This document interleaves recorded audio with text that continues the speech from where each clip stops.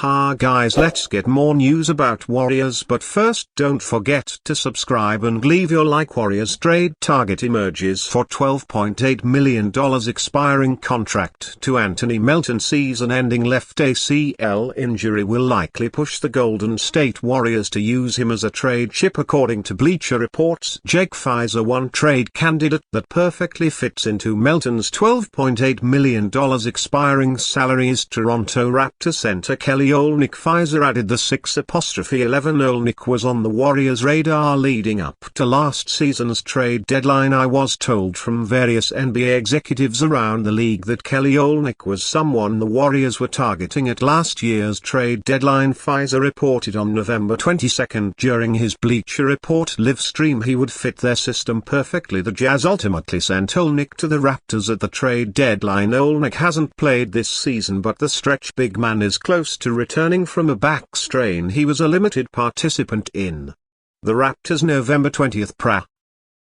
Josh Lenberg of TSN Canada reported a former first-round pick out of Gonzaga. Olynyk averaged 9.8 points, 5.3 rebounds and 4.4 assists while shooting 55.5% from the field and 38.7% from the three-point line last season. Splitting time with the Raptors and the Jazz, Olynyk signed a 2-year $26.25 million extension with the Raptors in March. Pfizer also reported the Warriors could also go a different route. However, there's a lot of thought and benefit to Golden State going out and getting like a real runner that just adds more length, similar to what Tracy Jackson-Davis has done and added to this situation. But there's also something to be said about trying to replace the type of role that Anthony Melton was going to fill. Warriors coach Steve Kerr liked what Melton gave them when he started at the backcourt. In those 2 wins, Melton averaged 16.5 points on 47.8% shooting with 7.0 rebounds, 3.0 assists and 2.0 steals as the perfect complementary to Stephen Curry in the Warriors' starting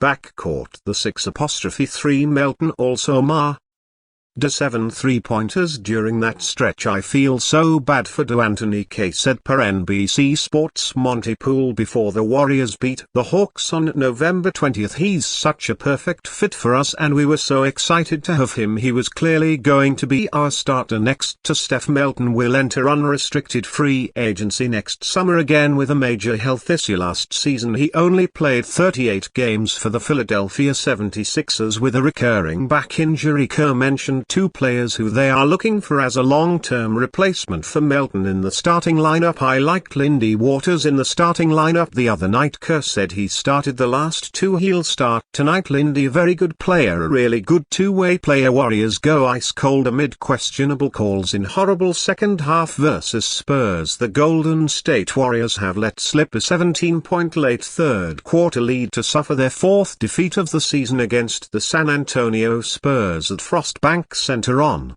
Saturday. A Kevin Looney layup extend the Warrior advantage to 17 with just over 2 minutes remaining, but scored just 13 points for the remainder of the game as the Spurs completely took control in a dominant fourth quarter. A combination of factors were at play in what resulted as 40-13 run over the final 14 minutes of the game. San Antonio undoubtedly lifted their intensity against a Golden State team playing their 3rd game in 4 nights, hustling for some huge offensive rebounds and causing turnovers while finally starting to hit some shots from beyond the arc. They were also aided by some questionable refereeing calls, including a sequence early in the 4th quarter where Victor Wembanyama seemingly effed Tracy Jackson-Davis and goaltended Moses Moody's putback attempt, only for neither to be called before Kyle Anderson was penalized for a transition take foul. The Warriors were still leading by 7 at that point, with the Spurs taking full toll of perhaps a friendly home court whistle. Regardless, Golden State simply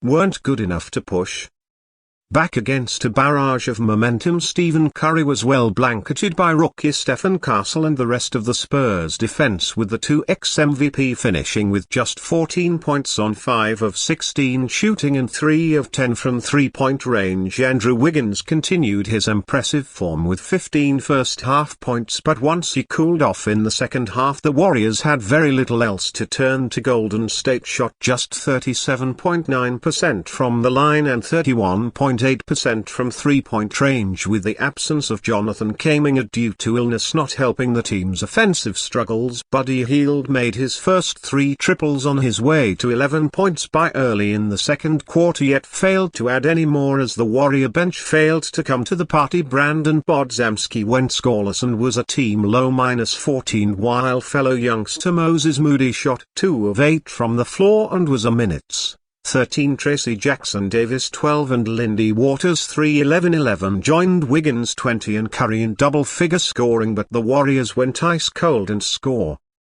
just 4 points in nearly 7 minutes to close the game. The Warriors have now surrendered an outright hold on top spot of the Western Conference and will now look to bounce back at home against the Brooklyn Nets on Monday. Sharpshooter giving perfectly timed audition as potential Warriors trade target, with the Anthony Melton suffering a season-ending ACL injury. The Golden State Warriors are once again a major talking point in trade discussions amid their strong 12-3 start to the season. The Warriors have started Lindy Waters 3 at the shooting guard position over the past 4 games, but there's a sense that the team still needs to find an upgrade in that spot, potentially via trade and using Melton's $12.8 million salary. One name that has gathered traction among the Golden State fan base is Cam Johnson, with the Brooklyn Nets sword set to be one of the hottest commodities ahead of the February 6th trade deadline. Johnson isn't necessarily a star by any means, but he has been playing